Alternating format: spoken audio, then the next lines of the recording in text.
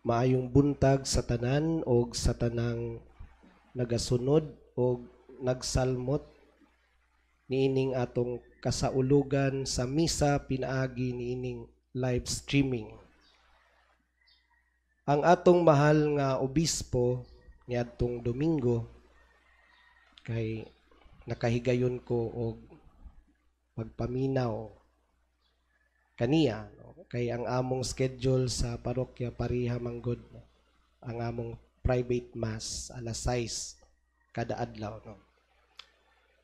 Gihatagan kita og as it were liturgical context no sa karon nga semana niadtong iyang homily sa ikaunom nga Domingo sa Pasko sa pagkabanhaw. Mingon siya nga haduol na kita sa pagtiklop o pagtapos sa maong panahon. Gani karong Domingo atong pagasaulugon ang pagkayab sa atong Ginoo sa langit o ascension. O sa sunod Domingo nga mao kini ang katapusang piyesta isip pagtiklop sa panahon sa Pasko sa pagkabanhaw ang Pentecostes. Iyang gihatagan og gimbugaton ang chapter 14 sa John sa gospel account ni Juan og kini naisulod sa gitawag nga farewell discourse o gipaila sa atong mahal nga obispo ang Espiritu Santo. Ang Espiritu Santo usa ka paraclete. Sa Griego, parakletos o advocate.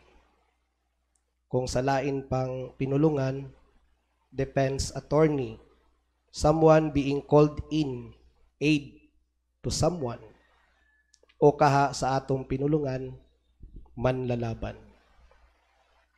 Abi ninyo ang pagplastar sa mga pagbasa sa liturhiya. Mupatigbabaw gayod ang tema sa Domingo nga mao kanay mo set og tone sa tibuok readings sa semana.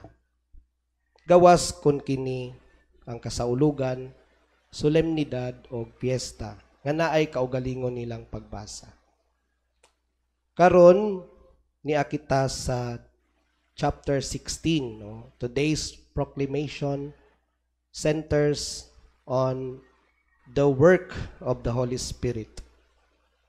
Og ang buhat sa Espiritu Santo mo punting lang ko sa usa nga mao siya usa ka giya aron makaabot kita sa kamatuoran. Matud pa apan inig-abot sa Espiritu sa kamatuoran tultulan kamo niya sa tibuok kamatuoran. Unsa maning kamatuoran sa tibuok kamatuoran nga gipasabot ni Jesus. Akong gikonsulta ang pagtulunan sa atong simbahang Katolika o Catechism of the Catholic Church, CCC. Dito sa artikulo 8 gihisgutan nidto mahitungod sa ika-8 nga sugo sa Dios.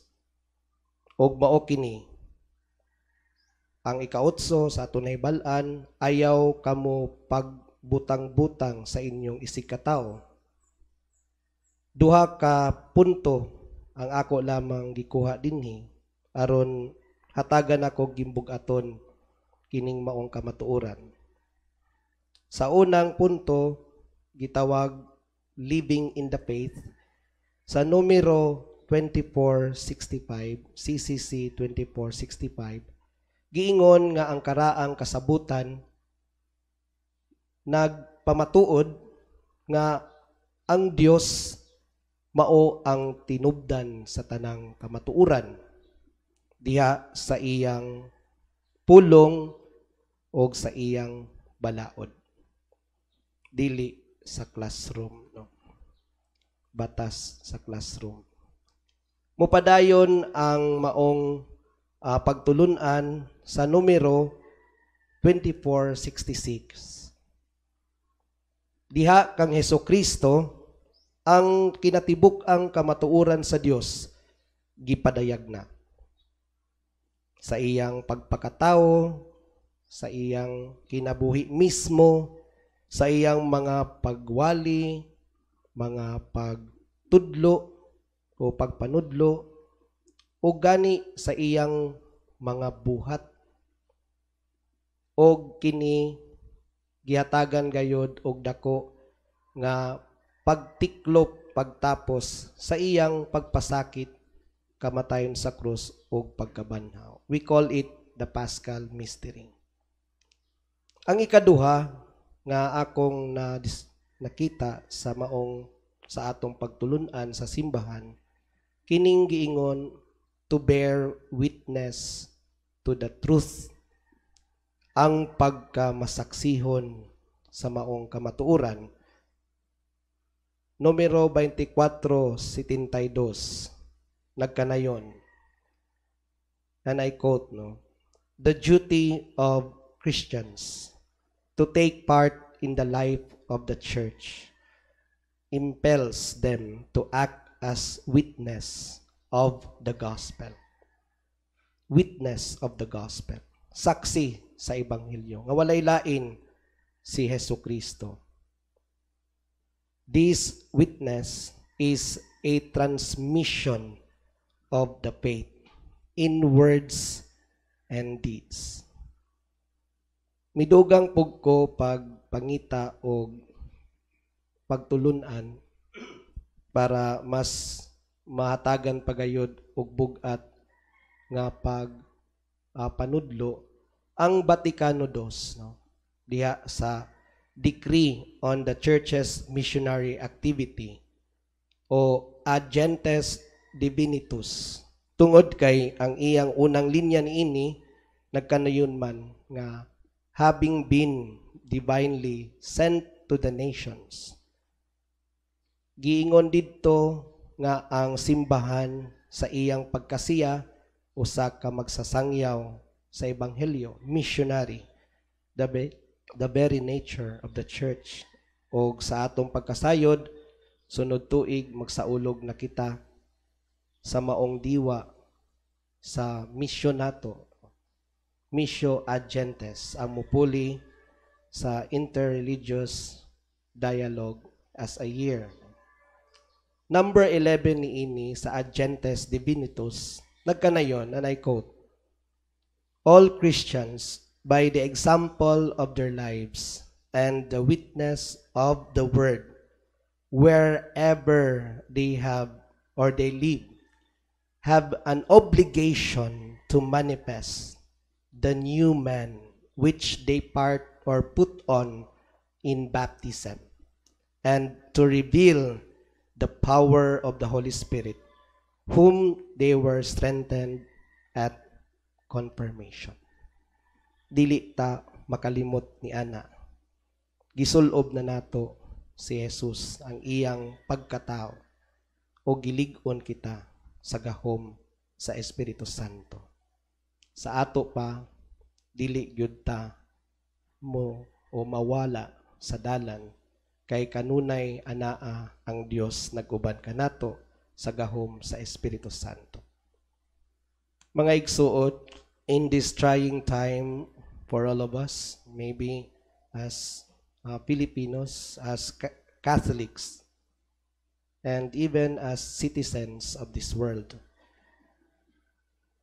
nakita nato nga kining atong giatubang nga pandemic, nakahatag yun og usa ka dako nga pagsulay. Apan kinahanglan kita magmaabli sa paglihok sa Espiritu Santo in order to guide us towards the truth. Kay bawo kita, daghan kaayo ang makita madungog nato sa nagkadaiyang social media or media platforms, no? Ang issue karon is to be truthful, no? Mintras ang uban gutom na gyud kay walay nadawat nga ayuda, no? Kining giingon social amelioration program sa atong gobyerno, og maayo kana nga duna na siya, no? Nihilak ang uban kay nagpila taas kaayo nya wa gyapon nadawat kay wala sa lista, no? Ang uban bisag wala sa lista, dubli pa gyud ang nadawat, no?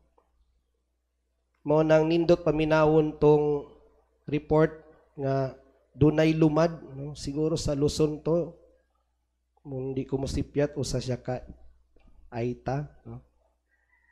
Nga miuli sa maong ayuda, nakapangutana kita matay lisod namang yun niyang kahimtang, giuli pa man niya. Naglihok ang Espiritu Santo kaniya. Ang magtiayon nga silang duha nakadawat, naguna-una nga mas gikinahanglan pa sa uban, gibalik ang ayuda, og miingon sila, mas gikinahanglan ni sa uban kaysa sa amo. Karon nga krisis, nagkinahanglan kita og credible and accurate information. Kay daghan kaayo ang mga piki, no? Nga mga balita, no? Ug naapoy mga tao nga para pod siguro musikat, no? Murabag tuyoon na lang ang pagpasikat pinaagi sa mga irresponsable nga pag-post sa social media. Kining atong misa pinaagi ni ining live streaming, nindot kaayo ni nining panahon diin ang mga tao anaalang sa mga o sa inyo o sa ilang panimalay.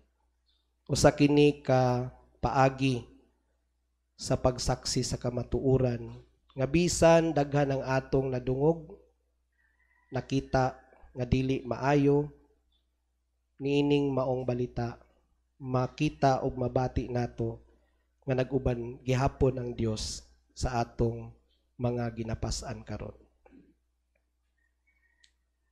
Ang medical protocols sa mapananglit sa physical and social distancing, kining wearing face mask, frequent hand washing, o mga giingon proper or etiquette sa pag-ubo o paghatsing, no? Stay at home tungod ni ining quarantine, o lisod man daw ni ispilingon, no, lockdown na lang, no? Dili untana ni magtukmod ka nato sa pagpaniguro lamang sa kaugalingon o dili na kita magtagad sa panginahanglan sa uban. Kabalo kita nga nung niani sila, tungod kay gusto kitang makatabang pinaagi sa dili pagkanat sa maong virus.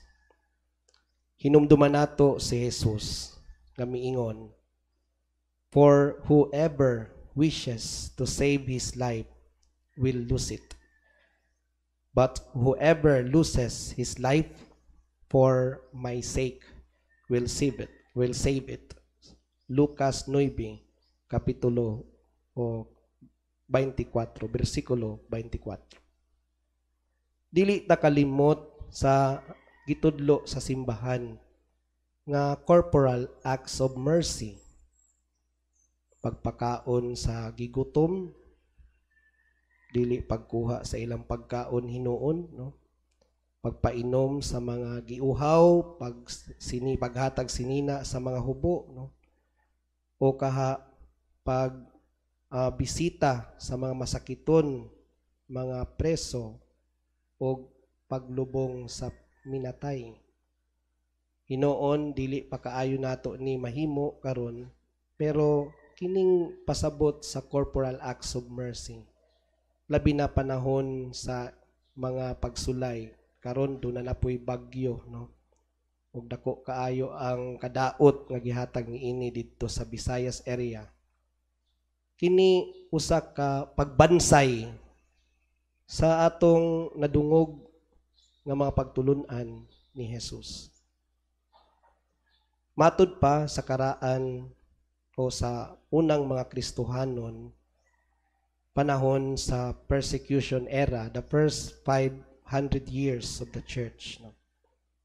Kita mag 500 years pa lang din sa Pilipinas. No? Ang ilang motto mao kini, Christians act best even and especially under persecution or pressures and trials. Mga igsoon, mag-ampo kita sa Dios nga nagtudlo sa mga kasing-kasing sa magtutuo, pinaagi sa lamdag o giya sa Espiritu Santo, sa pagpadangat sa maong espiritu sa kamatuoran, nga unta mamahimo kitang kanunay maalamon o maglipay diha sa iyang kahupayan.